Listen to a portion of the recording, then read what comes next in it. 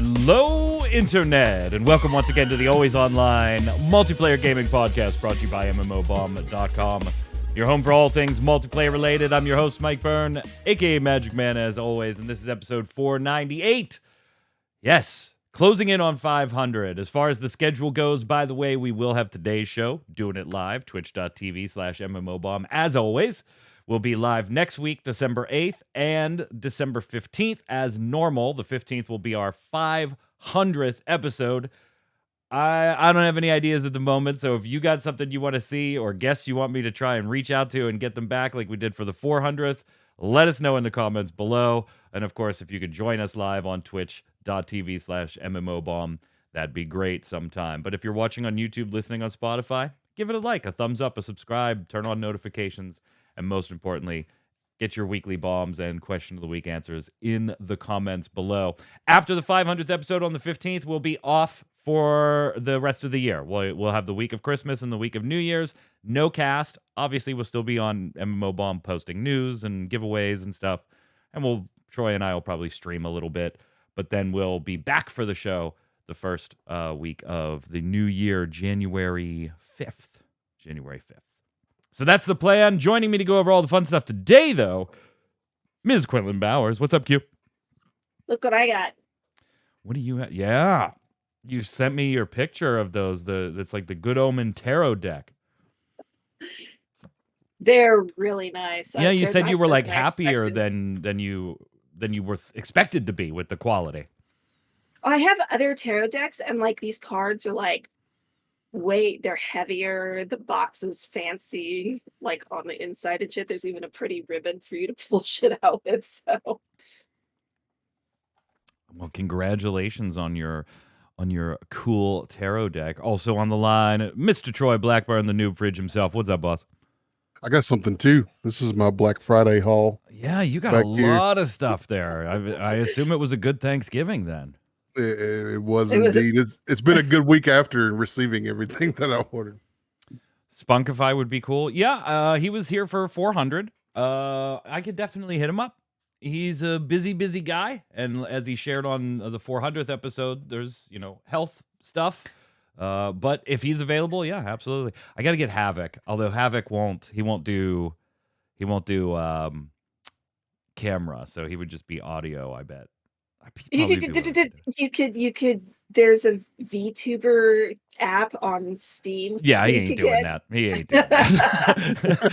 If you know anything about Havoc, he definitely ain't doing that. Jess, no, there's no way Jess Brohard's gonna come back and do one. Jess is awesome, but her schedule just does not permit it. Yeah, get your other brother that made one appearance one time, supposedly. My other brother, Corey? Like, Corey's never been on this show. Havoc was on, like, every 3 or 4 when this show first started. It was, like, a rotation of, like, 5 or 6 of my friends at the time and my brother. We were all playing WoW together. We were like, let's do a podcast. Why not? How do you do one? I don't know. Yeah, Jason, obviously. Start. Yeah, Jason. Yeah, so maybe we'll do that, just 2 weeks from now. And if you have, so let's do it this way. If you have questions you want for that panel, put those in the comments. Because I'm not making show notes if there's going to be like 9 of us on the line. We're just going to bullshit for an hour. So toss me questions and we'll get a bunch of people on the line to see if Damina's available as well. She's not into MMOs all that much anymore, but she'll come and bullshit with us and all that fun stuff. Today's show, though, I think it's time we get started with the news because one of them is the best MMORPG in the world. Here we go. Ever.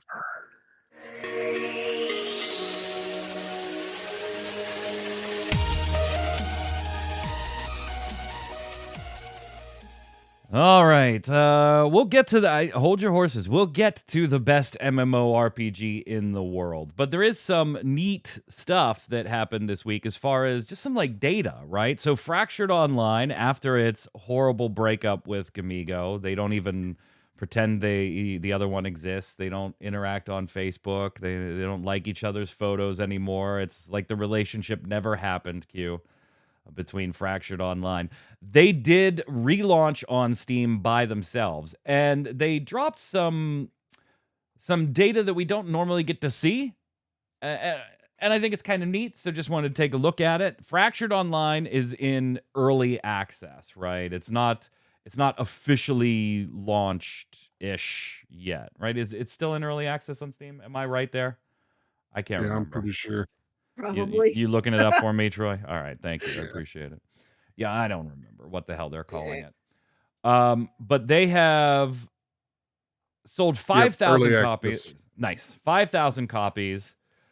And if you go back prior to, like, when they were with Gamigo and before that, they sold about 800 copies. So about 5,800 copies of the game, generating about $118,000 in revenue. This is all directly from the team. These are numbers you never get to hear from companies. And I mean, granted, they're not like huge, mega impressive numbers, but from what the team is saying, if they could just kind of maintain that trend through the end of the year, not, a spike in sales or a drop in sales, just kind of maintain the little steady approach that they've had to sales through the end of the year.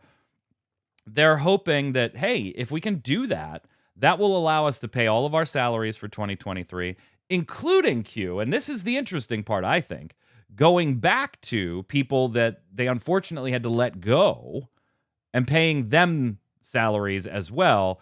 And then potentially in the future, next year, depending on what sales do as they actually go into a launch, potentially bring some people back. So it's kind of like a good news for a small MMO type thing. And I just liked that they shared that information publicly.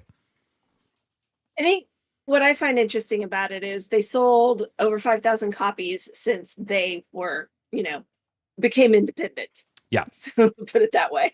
Since they became independent versus 800 when they were with Gamigo. And well, to be fair too, though, the selling of that was people. That was like there were test phases and stuff that you were buying into. They really never had like an early access, buy it and go play it. But I do think I remember a lot of people when they announced that they were teaming up with Gamigo being like, yeah, including us. Including us. If only someone could have told them idea that this wasn't a good idea. Right, Gamigo's got some money, they could help support them, blah blah. But people were just like, nah.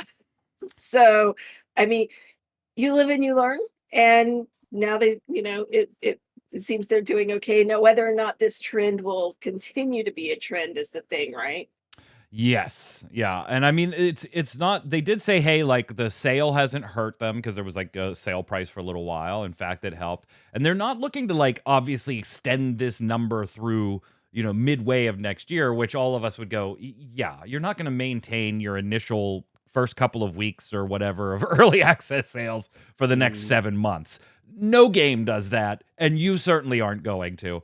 They're just saying, hey, if we could do this for one more month, it'll put us in a good position. We'll feel good. We'll be able to give some people their salaries that we unfortunately weren't able to and had to let people go. Troy, to your point, though, it was literally 1 year ago, sometime in the last year. I don't have the exact date of the podcast. Oh, December 17th.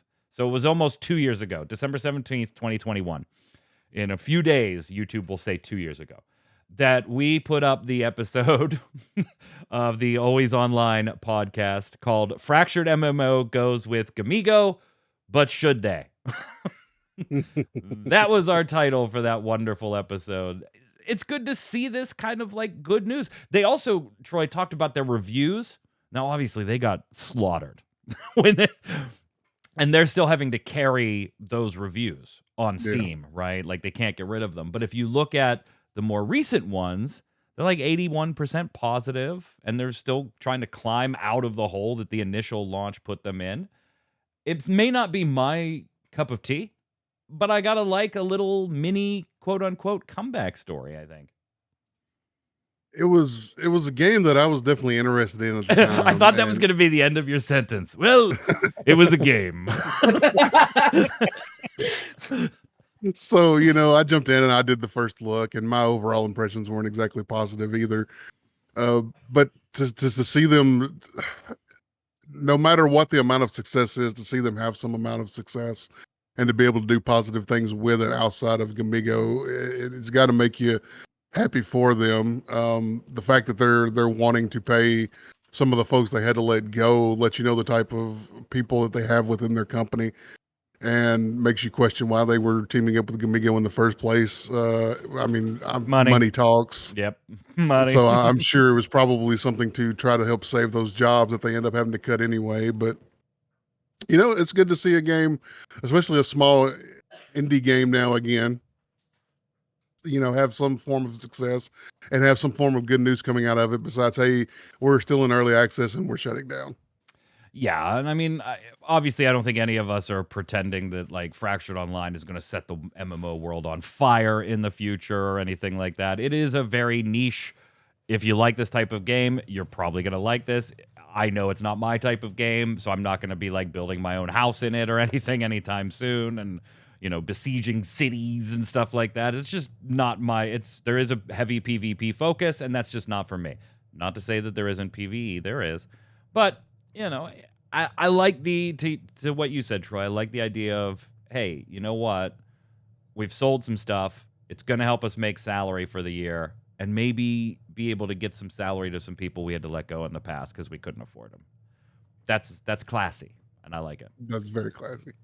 On the flip side, well, I mean, this isn't bad news either. I think this is actually one of the best things this company can do right now. And I think other sites kind of missed this. Yesterday, the Pantheon MMO team Q put up their monthly producer's blog letter and dev update stuff. And there's a ton of updates that they've made since dropping the 247 extraction mode and focusing once again on the MMORPG front. Now, we asked the question of the week last week to viewers, and we've got your answers for the show later about does what happened with Pantheon just totally kill your trust? And if it was a game you were interested in because you're not interested in Pantheon, would it kill your trust? So we'll give you your answers to that later. But one of the parts of the letter that I think a lot of outlets missed is they're dropping the NDA for content creators for 1 week. Now, they already dropped the verbal NDA, right? So anybody in the pre-alpha testing is totally free to talk about the game as much as they want. It doesn't matter. That's not the B-roll I want. As much as they want. But they can't show video, pictures, stream, or anything. Coming up, starting on Christmas Eve, December 24th, and running until New Year's Day, some late in the day, January 1st, they're pulling the plug on that NDA for content creators. People are going to be able to stream it, to do videos on it, all that good stuff. The only thing the company is saying is, please don't actually try to front-end materials and B-roll now. Don't capture footage until that 24th, presumably because they're going to kick some type of update in there, right? Yeah. I think this is a fantastic move for a company that recognizes we lost some trust here, Q. And the only way you're going to gain that back for people that have been interested in Pantheon is showing them Pantheon. Now, that runs the risk of, hey, we're still very early in development-ish, 9 years-ish, and may turn some people off because they don't like what they see. But for the ones that want to know, this is really the only way you can do something right now to regain trust a little bit. Show them the game. Will it help? Will it help? I don't know. We'll see. It's one of those things, right? Like you said, it could actually end up, causing more damage or something in the end. But at this point, everybody's just so, on, like treading the line on whether or not they want to deal with it because of all the changes that they did make and the weird decisions that they made and everything else. What I do find kind of funny about it, though, you said a week. Yeah. So they're going to drop the NDA for a week. 1 week. For the holidays, yep. And I guarantee you, somebody or somebodies are not going to get that memo or just pretend they didn't get that memo. Oh, I know. Yeah. And they're going to spend time after that week getting people to take stuff down. Like, I'm not sure going, it's just for a week is the best idea, because that, like, I don't think, has anybody ever done that before? We've Just been like seen NDA drop for a week. Normally when it's NDA drop, it's NDA drop. That's it. well, Like, I we think just I think I go. remember, Troy, seeing a game a while ago where it was an NDA free test of some type. But the benefit or the ability for them to do that was easy because the game was shut off. Yeah. Right? It Right, was during okay, a there you go. testing phase where it was like, we have these closed betas. Hey, we're going to have a weekend beta that no NDA. If you want to stream, cool. And then the next couple of testing phase, there was NDA as they put some stuff back in the game and did some other things. But they had the benefit of the game being shut off. That's not the case here. But I think it is a damn good move for a company that, you got to start showing the product. Like, and if you're crowdfunding, which somebody talks about crowdfunding, I think maybe one of us, maybe it was Q or myself, the way we presented something last week on the crowdfunding aspect, we were speaking generally, not specifically about Pantheon, but somebody gave some feedback on that. Crowdfunding is slowing down, and the Pantheon team has been brutally honest about that, Troy. So if you want to pick up a new investor now, you got to show them a product, right? Like, not just showing the public and gaining trust of product, but if you want a new investor, a potential new investor, you got to show a product. This is all good, I think. Well, I hope their content creators are better at showing off their game than they have been so far. That's true. That's kind of the weird thing. Like, they could show the game off themselves. Yeah. Yeah, they could, but what they have shown hasn't been impressive at all. It's been very lackluster, very boring, very ugly looking. So I haven't been impressed by anything that they've shown. So here's hoping that content creators can do a better job. If there's better gameplay out there, if there's better things to do, if there's better things to show, hopefully those content creators can hit those marks and put out a good look for the game, because I've been completely unimpressed with anything I've seen to this point. I liked some of their earlier videos where they were like showing like I forget what they called it. Somebody in chat can remind me. It was like some type of experience system, not experience points, but where interacting with things was very different depending on if you had done other things or interacting with an NPC. I forget what they called that. Those I think were good, but I think back to the most recent one, right? The gameplay video for 24/7. Yeah, the most recent one was probably the worst one they've done. It was like, hey, here's this group-based extraction game. Let's show footage of a dude running west to east, killing a couple spiders and snakes, and finding a gate. Oh, by the way, let's have one of the snakes parry. Like, what is going on? I think it's a good choice, though. I got to give them a thumbs up on this choice. Hopefully it works out for them. I know I'll be watching. If you're a content creator that you're in the pre-alpha, then obviously go check out the sites for the particulars. If you're not like a content creator, but you say, hey, I wouldn't mind maybe streaming this, but I don't really stream all that often, but I'm in the test. I wouldn't mind streaming this. Check out the site. There is a process too. Where if you're not like an approved content creator or somebody that already has access to the game, you may be able to get access to certain things if you know what you want to go look for. The team is kind of opening the doors a little wider than just content creators. So give it a look on MMOBomb or on the official site. And now I introduce to you, ladies and gentlemen, the best MMORPG in the world. I wrote this up this morning. AIKA Online, AIKA Online, prepping for a global launch, December 5th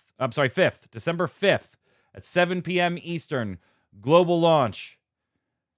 It's coming. Sign you up? Absolutely. You can go and sign up now, because if you do before that launch, you're going to get yourself a free $18 little kit of crap in the game. It is a free-to-play... Shut up. It is a free-to-play MMORPG brought to you by Handbitsoft and CBM Interactive. And if any of you say, doesn't this look like something G Potato did? Shut up. Shut up.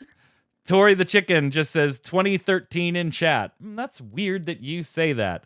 I'm not kidding. On their website, this says game features, feature number 1, game overview, the best MMORPG in the world. This isn't me screwing around, being hyperbolic. That is what they say.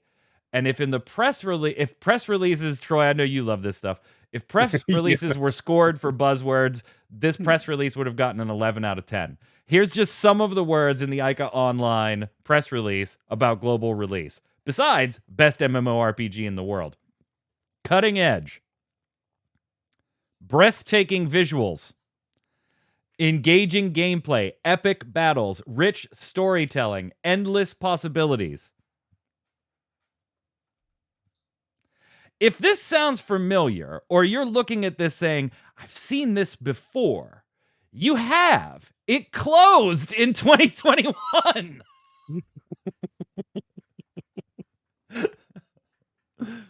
This was a game that Jason Winter was actually kind of looking forward to because it's kind of known for its larger scale PvP battles. And he was kind of interested in it at the time. But he only got like 2 hours into it because he couldn't invert the camera. There was no control to invert the camera, and that just annoyed him to no end to the point that he couldn't play it anymore. This closed down in 2021. And now under a new publisher, it is coming back with a global launch. Here is the best part. As if all that wasn't amazingly awesome, Q. If you go to the game's website, go to my article, the link's in there. Go to the website. And you look at videos on the website, the game's global relaunch website. You open the videos and you watch, and you get videos like this, like you're seeing here.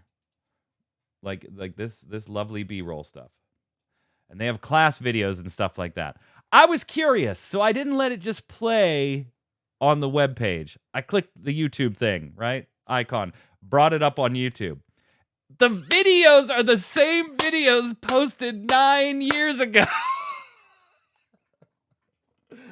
They didn't put up new versions of them. They just linked on their own website queue to their videos from 9 years ago. You're watching a video right now in B-roll that I stole off of YouTube. And the best resolution available for it was 854 by 480. Wow. That means it still has the old company's names on the videos and everything too, right? When I was trying to get a feature image to write the story, I had the hardest time finding an image that didn't have G Potatoes logo on it. I spent 20 minutes doing the writing, and I spent probably 15 or 20 trying to find a feature image to use. And here's how my article closes, Troy. Engaging gameplay, epic battles, rich storytelling, and endless possibilities. How much of that it actually has, I'll leave to you to decide. If you create an account between now and when the global launch hits, you'll be given a noblesse package of goodies worth $18. I'm done writing now. This is absurd. Here's one of those 9-year-old videos for you. Troy, can I interest you in some AIKA Online? Are you interested? You like PvP? No, I think I'm going to pass on this. The visuals are so stunning. The gameplay looks so engaging. And the battles are epic for sure, but I think it's just going to be too much for me to handle. I'm not sure that I'm ready for the best MMO in the world. Yeah, well, and you would have to buy a new graphics card because your computer can't run it. Obviously. I mean, it's one of those things, Q, this has happened to you before too, where like I send you something and I'm like, hey, please do this next. And then I get a message from you that's like, haven't we covered this before? And I'm like, I thought so too, but I wasn't sure. Like, this was one of those moments. I got the press release, and I'm like, I'll just write this up, bang it out before the cast. And I'm like, I have seen this before. Sure enough. Yeah. I mean, it's one of those things because there's so many, MMOs and multiplayer games and stuff that after a while you just honestly kind of lose track. Like you have to go back and check things like, wait, which company does this? Because they switch too, right? Like this company may have done this 5 years ago and that's the one you're remembering, but now it's this one. But yeah, there are times that I'm just like, this seems really familiar. And Yeah. I know what the great visuals are. I figured it out while sitting here watching it. It's Uh-oh. all the upskirt shots of the magic using. Like if you watch it, the skirts are just like Yeah, in that lovely 854 by 480 resolution. all the upskirt shots. Yeah, it's definitely dated. You like how we changed it to AIKA Online? That was its original name too. Yeah, and when it closed in 2021, it was AIKA Online. I mean, literally the only thing that seems to have changed here is who's publishing it. The game was Hanbit Soft back then too, but CBM Interactive is kind of the new player here. I mean, it literally says. Oh no, it's not IKEA. It's AIKA. AIKA. AIKA. Yep. Same name as it used to be. The best MMO in the world. I believe him. Fantastic. I can't wait. I'm so excited. Looks pretty decent for a 2014 MMO. It wasn't. Meatballs. Same name. Meatballs. Hey, Guild Wars 2, let's move on. Pissing some people off, Troy. So I actually wanted to kind of pose this question to everybody, including the viewers here. Guild Wars 2 pushed an update. Yeah, there was a little piece in there that was not in the patch notes. And you know, it's not all the time that when an MMO adds something to their cash shop, it doesn't always make the patch notes. But you would think that maybe this one should have. So, Guild Wars 2 is now selling hero points in the game's cash shop. Well, technically, they're selling hero point scrolls. And when you use them, they randomly complete a heroic challenge in an expansion you already own, and completing those challenges rewards you with hero points. And those hero points are used in your hero panel where you can unlock abilities and passives and all kinds of stuff like that. So it got snuck in there. 1,000 gems gets you 25 of these bad boy scrolls.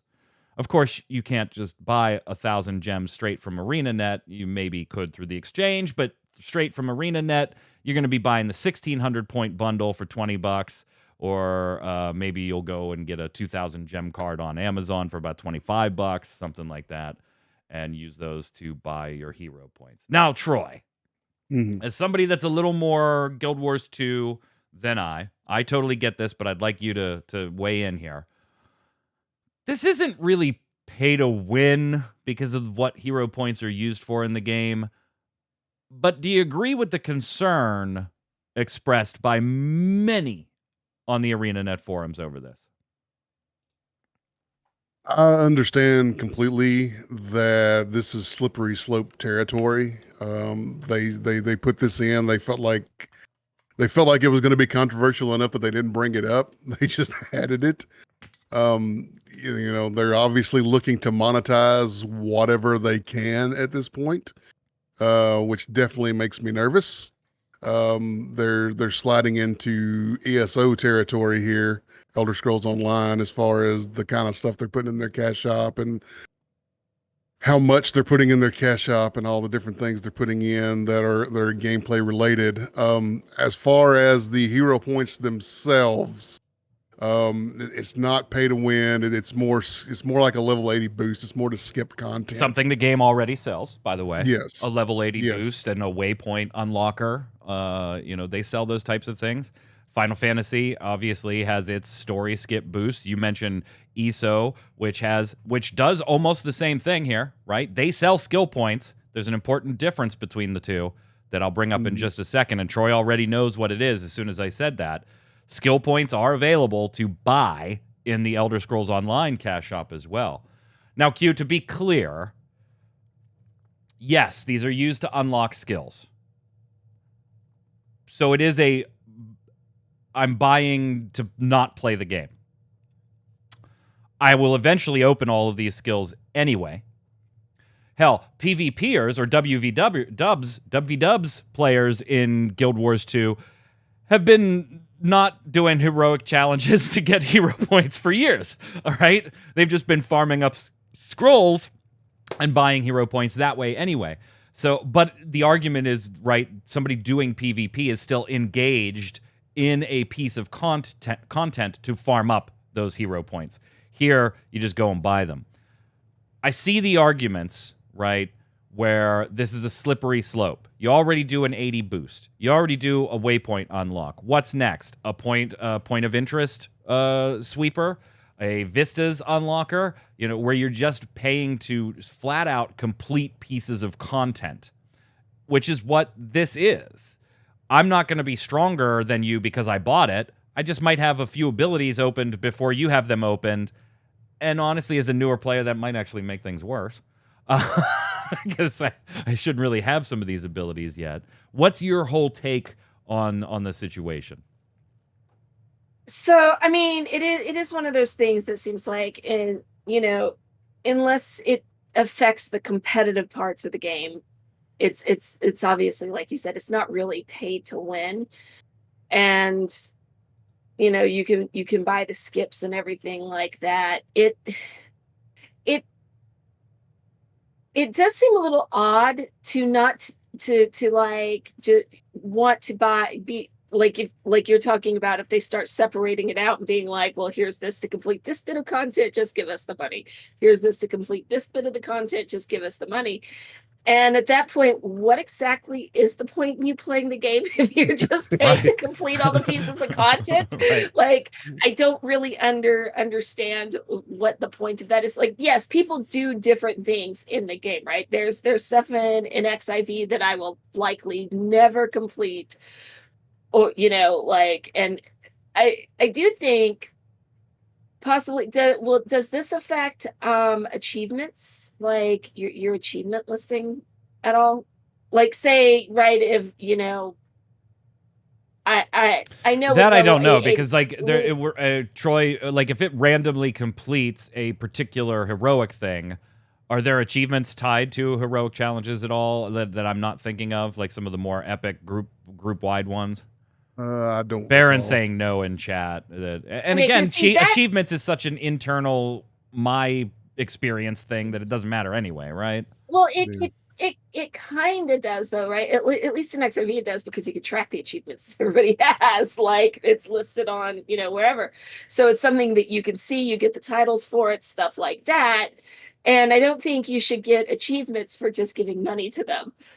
Like, that kind of thing. Like, if you really want to pay just to, like, complete the game without having to do anything, as long as you're not getting achievements and it's not putting you ahead competitively or whatever, I guess it's your money, dude. But I'm the person, right, who, like, I actually got kind of offended with somebody when they were talking about, because he's played XIV since the beginning, and I started on this account like 2-3 years ago now.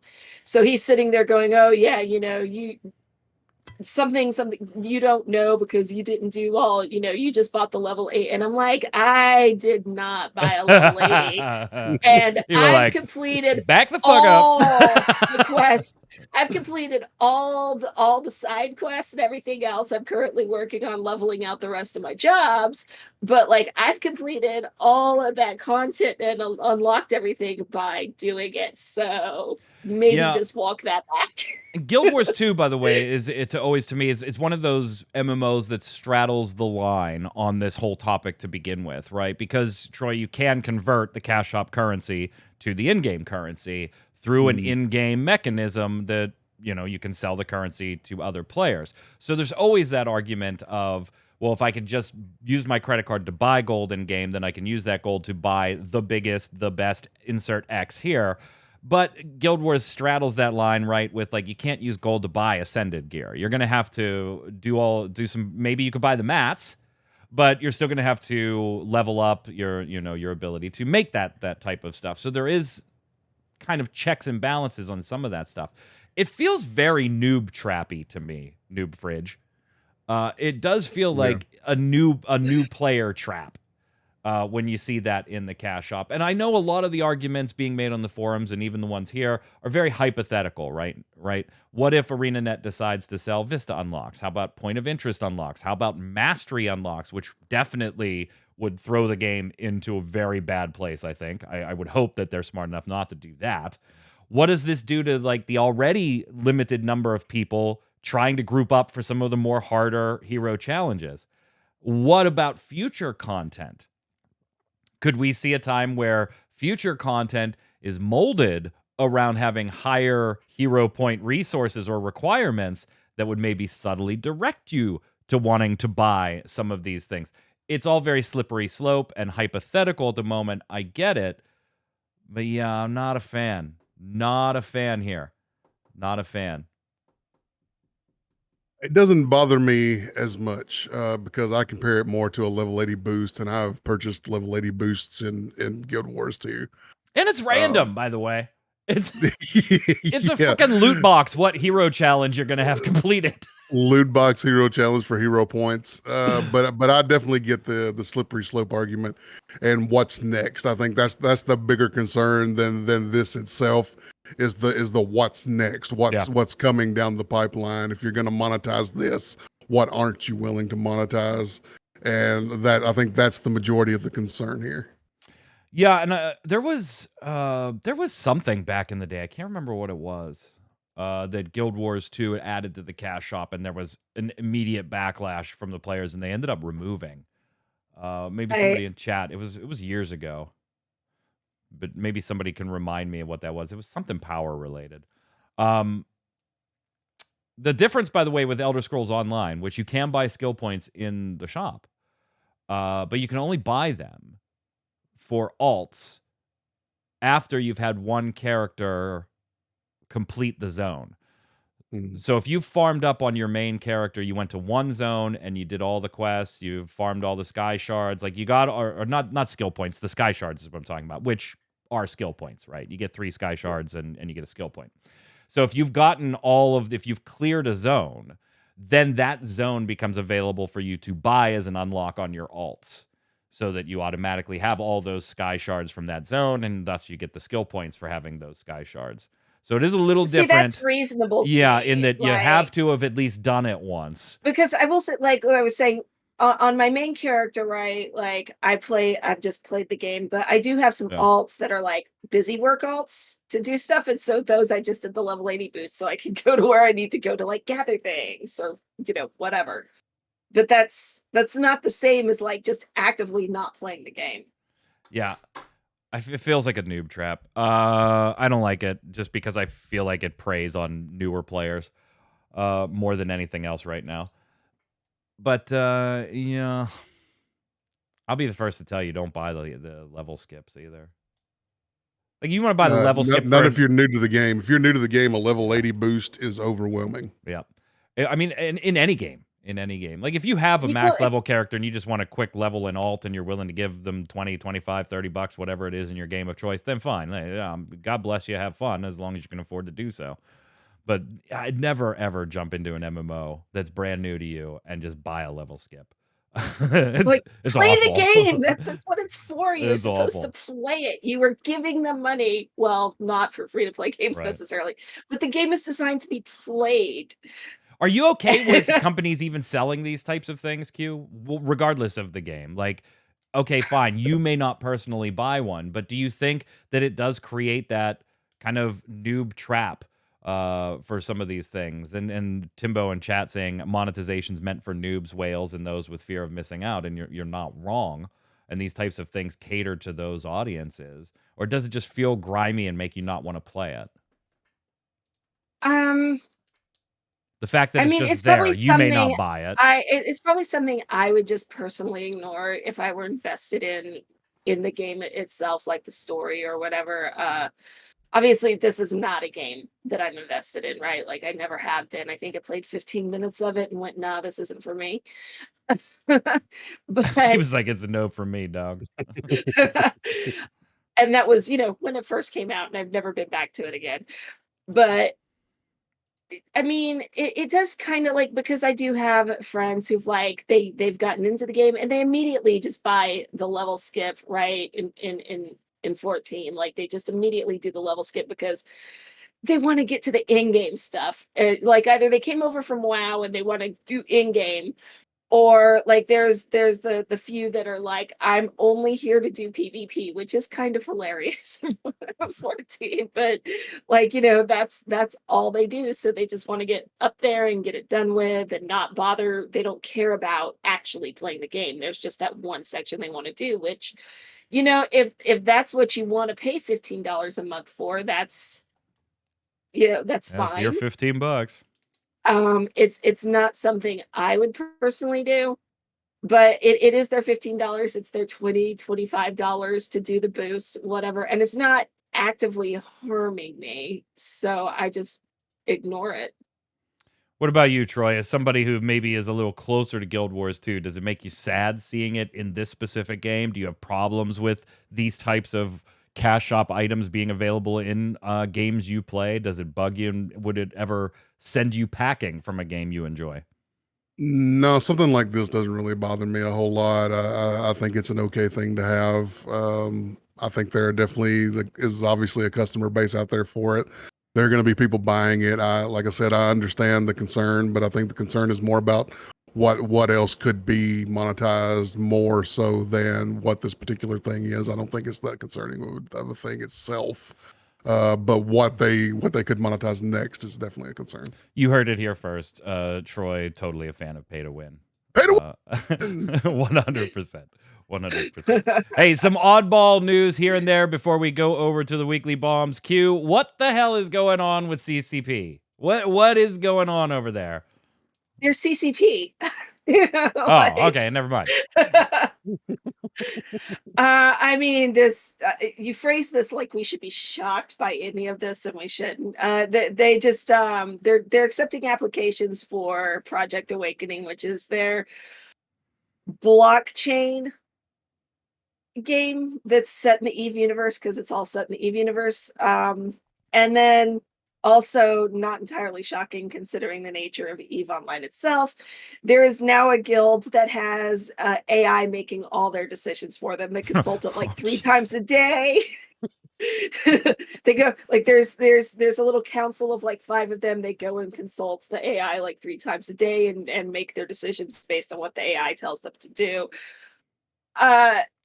Honestly, Eve is like the only game that I'm like not annoyed in this by, because the game has just always been this bizarre.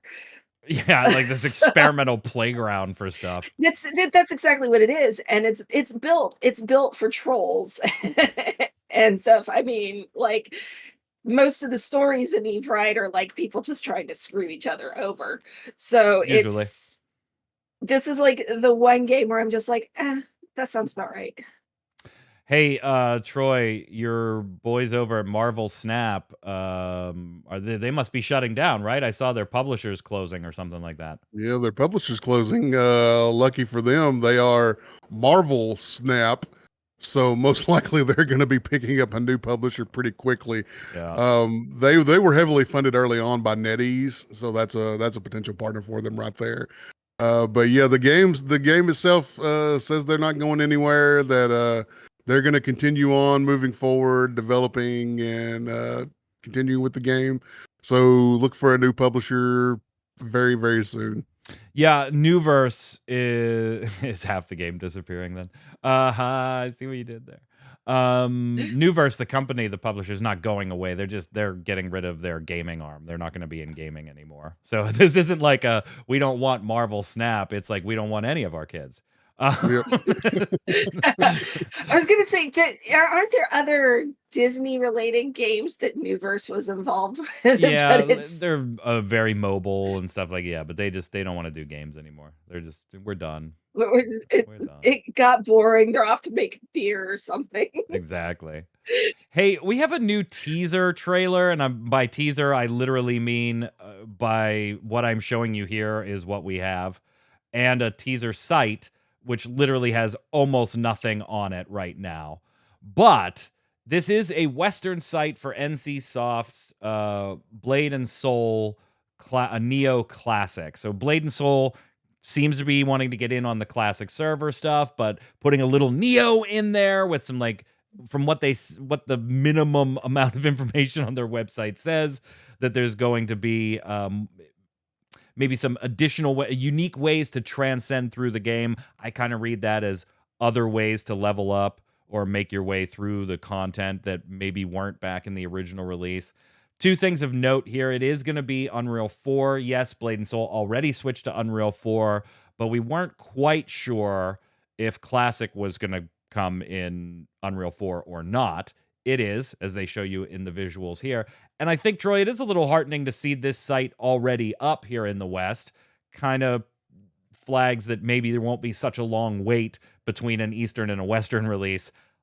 You know, like the original Blade and Soul had that multi-year thing happen, right? Yeah, it'd be nice to get this sooner. Is there really a call for a Blade and Soul classic? I don't know. I mean, was there really a call for some of these other classics that are out there? Clearly there are, but I mean, classic.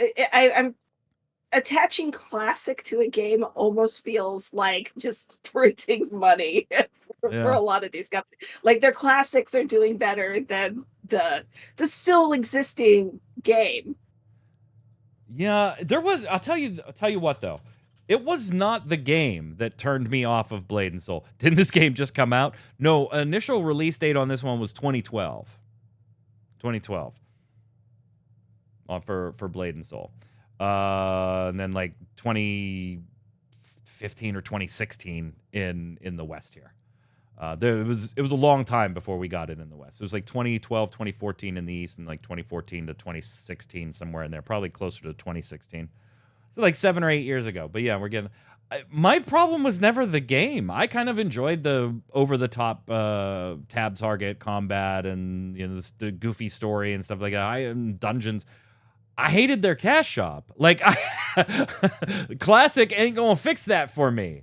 Like the cash shop from NCSoft sucked, and the grind in the game that kind of pushed you into the cash shop through upgrades and stuff.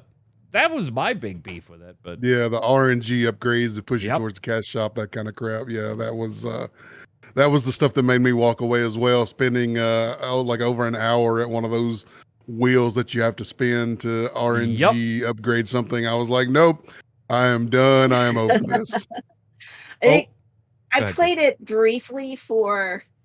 It was like a demo walkthrough thing, if I remember correctly, and I actually enjoyed it while I was playing it, but I went to boot it up one day and the game just wouldn't load, and I was like, well, I guess that's the end of that. I do remember that. Yeah, it was for a press preview, and you were like, yeah, well, I'm done with this one, because you actually had fun like doing that little demo thing, and so I sent you an item. That's what it was. I sent you an item, and I was like, hey, do you want this? Because I know you still have it installed. And they sent over a couple of keys for whatever items, and you were like, yeah, I'll take it. And then like 20 minutes later, you were like, yeah, this shit ain't opening anymore. I guess I'm not playing and I'm not going to find it. I do not have time to sit here and try to figure out why your game just won't load. Yeah, a bunch of NCSoft games, I think Rift still does that for a lot of people if you play via Steam. Yeah, and I think it was via Steam. Yep. Yeah, I think it was via Steam, and I was just like, I don't have time. Hold on, I'm getting breaking news. Breaking news. Ladies and gentlemen, we're gonna go live to our correspondent, Troy Noobfridge Blackburn, who has fresh breaking news on some pirate ships. Troy, what are you seeing? What are you seeing going on? Mike, it looks like they're coming into port. They're headed this direction now. It looks like they could be here by February 2024. What? I believe those ships are arriving now. They could be here by 2024 February. Watch out, because they look kind of janky and may not work properly. Yeah, that's Ubisoft Skull and Bones. Now has a rumored release date of February 16th, 2024. And if you pre-order any of the multiple versions that they're setting up for this, you deserve exactly what you fucking get.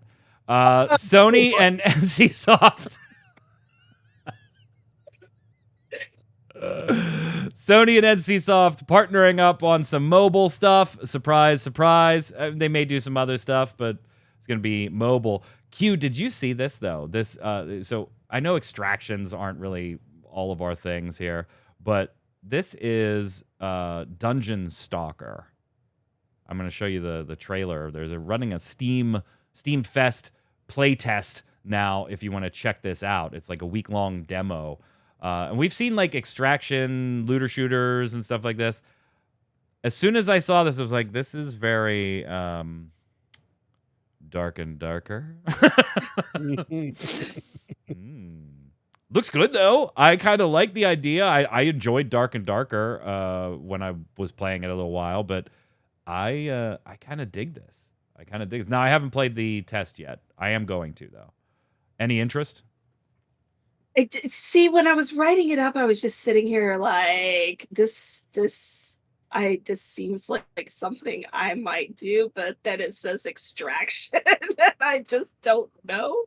Yeah, it's very torn really extraction on whether or not I want to play this. It's more of a race. It's more of like a race.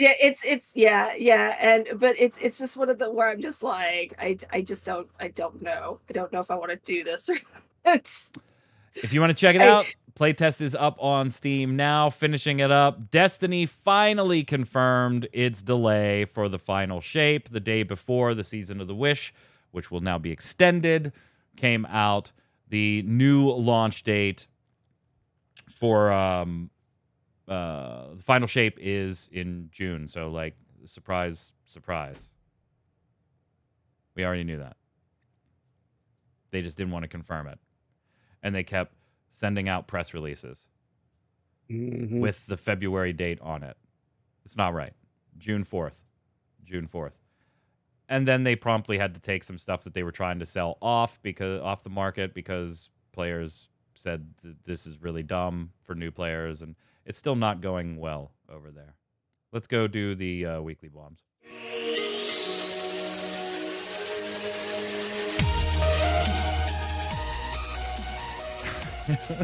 Pirate ships are pulling into port. Oh, God. I'm going to give a dub bomb to AIKA Online. Get the fuck out of here. I'm giving a dub bomb to that thing.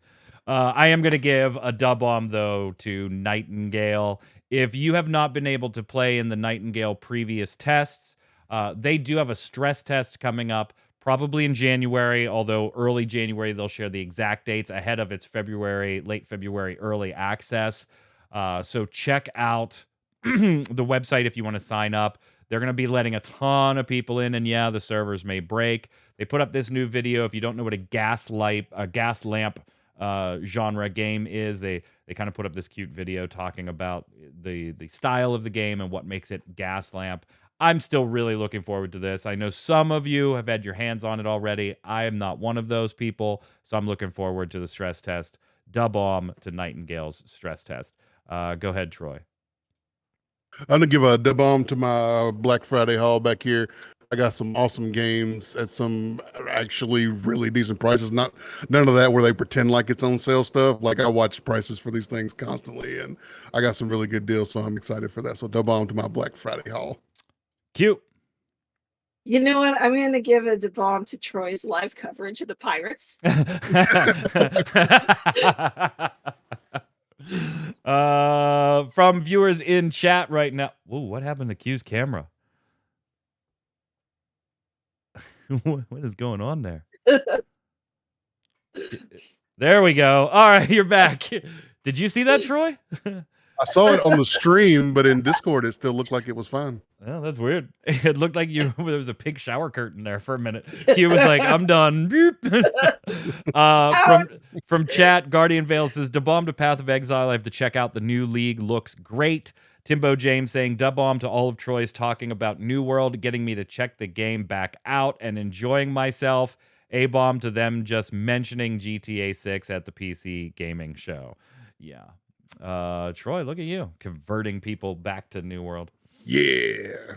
Tori the Chicken says, I might sound like a broken record at this point, but giving bombs to Trackmania again. Last time, they got an A-bomb for quitting esports, but they did promise content. Nobody believed them. A week later, they dropped probably the biggest update the game has seen, along with an actual roadmap for future updates.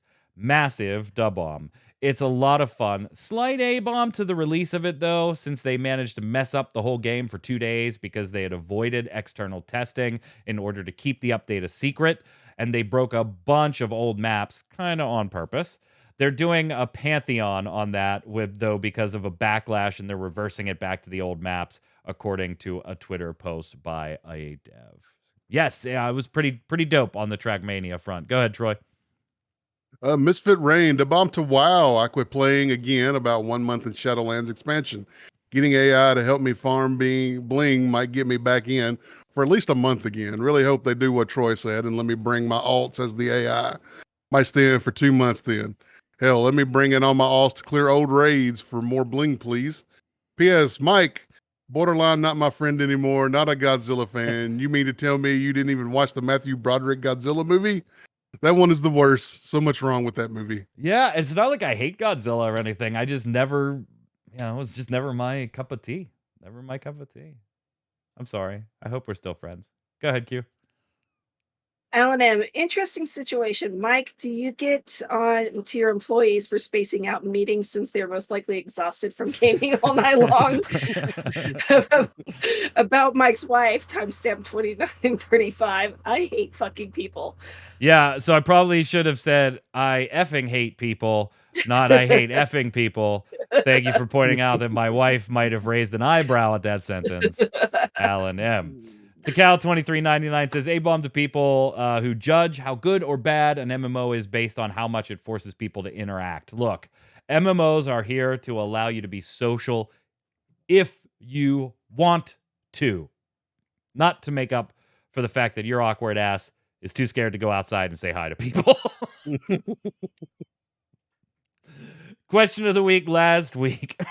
Has Pantheon done the right thing with the 24/7 about face? Why or why not? And even if you weren't a Pantheon fan, do moves like this cause you to lose trust? Dustin Harm says, generally feel like your takes on Pantheon are reasonable. But I'm not sure everyone is on the same page here. Like when Q talks about crowdfunded games getting more money than they expected, which certainly isn't the case with Pantheon. They've always been scraping by trying to find some way to get additional funding. Also, even regarding 24/7, which was clarified in the Q&A, not only are pretty much all of the elements of the extraction mode shared with the MMO, but converting back is literally a matter of a couple of days' work, as Mike clarified, effective immediately, and then honing that into MMO testing resuming on Saturday. I'm sure not everyone can carefully go over every single bit of info, but I thought that was worth clarifying since it seems there are some accidental information. Edit. Additionally, crowdfunding is not the primary route of funding for Pantheon. It's now secondary to private investment, reference 7-figure investment. Yeah. So Q was making a more general point than I think you took there. She was making a more general point of games that get a lot of funding on crowdfunding, more than they maybe anticipate, may not exactly know how best to use those funds. I don't think, Q, that you were making the point specifically that was Pantheon's case. With the too much money. Yeah, I'll be honest with you. I don't remember what point I was making. So, and most of their I would have to go back and listen. Most of their fundraising, and they've even said this, and we talked about it on the show, is not from crowdfunding anymore. In fact, that they've talked about that not drying up, but they used a different phrase, slowing down, I think is what they said. So yeah, there's not, Dustin, you are absolutely right on all of that. And yeah, maybe go watch the episode before when we first reported on 247, because that was the episode when we were first learning details about it, where we did break down like everything besides the extraction, the timer, and the gate initially, which they're going to change. is directly from the MMO and the ability to buy the skills. So yeah, Dustin, you're absolutely right. Thank you for chiming in. Always appreciate anybody that is talking about something specific or a game that they love, chiming in and clarifying for us. Love it. Dustin signs off with, again, great podcast. Thank you, guys. No, Dustin, thank you, my friend. Go ahead, Q. Nono Silva. Confidence on the Pantheon team is lost now. Dropping the supposed test so soon that, in my opinion, was just a fundraiser because it was a network system or test, it wouldn't be canceled so soon. Just showed they lost their course the moment the money ran out. From this point on, the only thing I see is its cancellation or some random release for legal purposes. Kickstarter projects are run by only developers are bound to fail. A manager for both money and time is essential for success. Yeah, and again, I mean, just to be clear, they've said they are not out of money, and I have no reason to think they're lying, right? I don't have access to their financials, but it's a question of the money allows us to do this over X number of years, where if we had more money, we could do it over Y shorter number of years. That's at least what the Pantheon team is portraying to be the case right now. Go ahead, Troy. Corey the Chicken says, for Pantheon, it absolutely shakes confidence. However, scrapping 24/7 is probably the best move to start winning it back. Turnaround is absolutely scary, but you can imagine they might have learned from it and that they do listen in the future. Who knows, though? And then they followed it up with a week of live streams at the end of this month for general content creators, which great move, Pantheon. Great move on that front. We'll see. We'll see. I guess we'll see. Yeah. Question of the week this week is selling content skips or waypoint unlocks or flight path unlocks or those types of things in MMOs or skill points. Is that okay? Are you okay with in MMORPG cash shops? Why or why not? Let us know about it in the comments below. And until next week, Troy, where can everybody find you? You can find me watching the ship sail into port over at Noob Fridge on Twitter. Cute. Probably yelling about Doctor Who on Twitter at Quitland. That sounds about right. I'm Mike Byrne. You can follow me there, magicman1, but more importantly, follow at MMOBomb so you'll know every time we're going live with the show, putting up a giveaway, first look video, new articles, interviews, and more. Don't forget the weekly bombs in the comments. Stay safe. We'll see you on the servers.